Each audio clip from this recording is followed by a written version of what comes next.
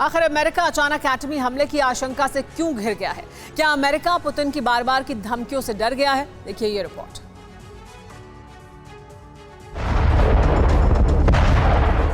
क्या वाकई एटमी महायुद्ध की शुरुआत होने वाली है? क्या अमेरिका वाकई एटमी जंग का हिस्सा बनने वाला है? इन सारे सवालों की जड़ है अमेरिका से आया परमाणु हमले से बचाव की ट्रेनिंग वाला ये वीडियो। महायुद्ध के मुहाने पर बैठी दुनिया में वैसे तो किस पल क्या हो जाए ये कहना मुश्किल है, और ये हालात कोई महीने 2 महीने में नहीं बने हैं। दुनिया के ताकतवर मुल्कों के बीच तनाव तो लंबे समय से चला आ रहा है। फिर सवाल ये है कि अमेरिका अचानक एटमी हमले की आशंका से क्यों घिर गया? क्या अमेरिका पुतिन की बार बार धमकियों से डर गया है? क्या अमेरिका चीन की तनातनी परमाणु युद्ध तक जाएगी? क्या एटमी जंग का वक्त बहुत करीब आ गया है? क्या यूएन के कमजोर पड़ने से विश्व युद्ध का खतरा बढ़ गया है? अमेरिका की एटमी तैयारी ने जिन सवालों को जन्म दिया है उनकी फहरिस्त यहीं खत्म नहीं होते। सवाल ये है कि एटमी युद्ध की वजह कौन बनने वाला है? न्यूक्लियर अटैक की जमीन क्या रूस और यूक्रेन की जंग ने तैयार की है, या फिर इसके लिए अमेरिका और ताइवान की तनातनी जिम्मेदार है? ये सवाल ऐसे हैं जिनका जवाब कोई और नहीं, सिर्फ और सिर्फ अमेरिका ही दे सकता है।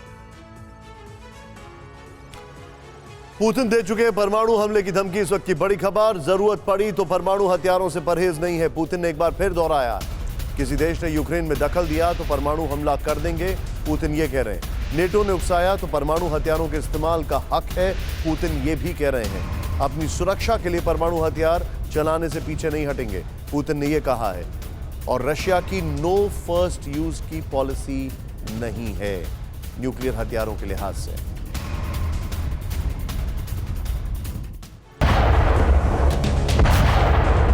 हाल के दिनों में एटमी हमले की संभावनाओं को रूसी राष्ट्रपति पुतिन भी हवा दे चुके हैं। परमाणु हमले को लेकर पुतिन धमकी भी दे चुके हैं।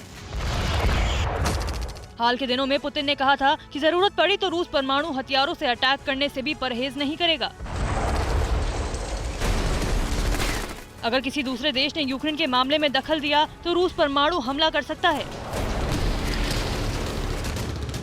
रूस नाटो को भी इस मामले में चेतावनी दे चुका है। पुतिन कह चुके हैं कि अगर नाटो ने रूस को बड़े हमले के लिए उकसाया तो रूस को परमाणु हथियारों का इस्तेमाल करने का हक है, वो इसका इस्तेमाल करने से जरा भी नहीं हिचकेगा। ऐसे में रूस अपनी सुरक्षा के लिए परमाणु हथियारों से हमला करने से पीछे नहीं हटेगा। मई में रूस ने जब मॉस्को में विक्ट्री डे की भव्य परेड की थी तो उस समय भी पुतिन ने नाटो देशों को चेताया था कि वो रूस की सीमा पर आंख न गड़ाएं। तब पुतिन ने जरूरत पड़ने पर नाटो देशों पर न्यूक्लियर अटैक की भी धमकी दी थी।